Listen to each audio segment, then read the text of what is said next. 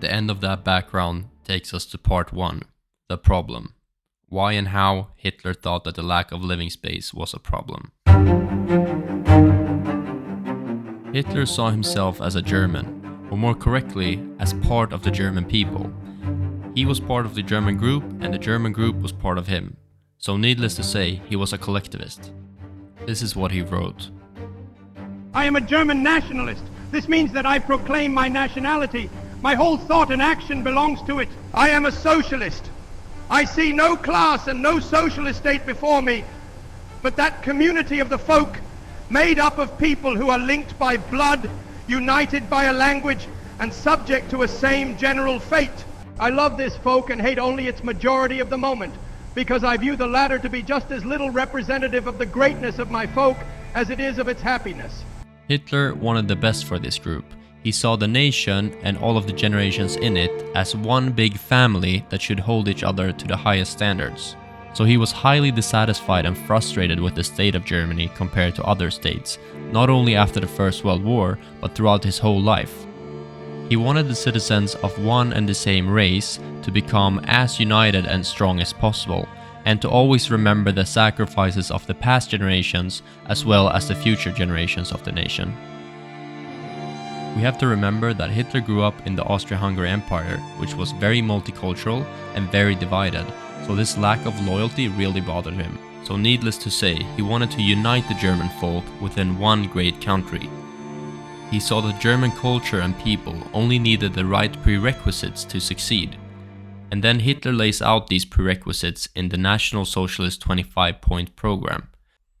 One of the main lacking prerequisites that was holding Germany back was, in Hitler's view, point number 3 on that list: a lack of territory. We demand land and territory for the sustenance of our people and colonization for our surplus population.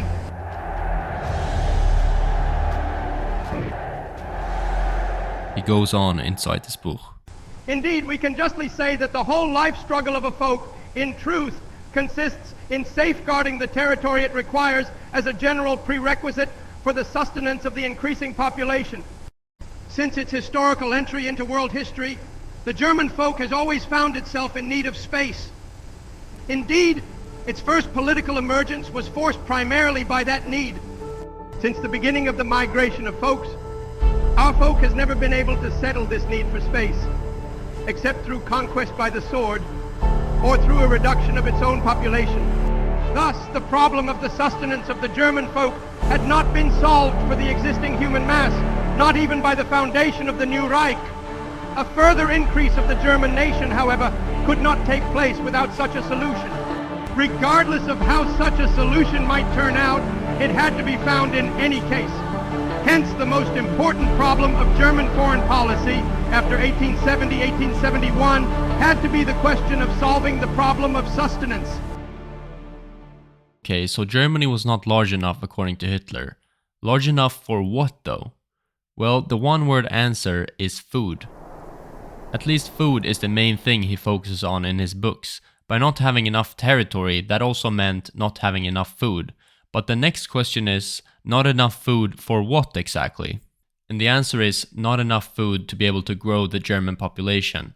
And this bothered Hitler extremely much, because what it meant was that the German people were stuck in their situation. The German folks' prospects are hopeless. Neither the present living space nor that achieved by a restoration of the borders of 1914 will allow us to lead a life analogous to that of the American folk. Meanwhile, the other powerful nations at this time, like the US and Russia, had vast mainland territories, and the French and British colonial empires, well, they had their colonies to cover for their natural resources and food needs.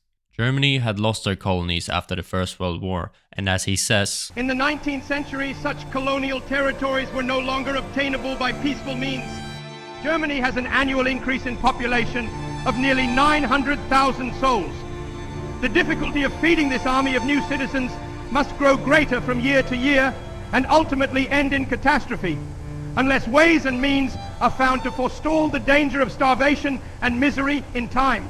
So while the 65 million Germans in 1925 were not exactly starving, they also did not have enough agriculture to be able to feed a growing population, in Hitler's estimation. But why couldn't Germany simply increase their food production? A valid logical argument worthy of a closer look.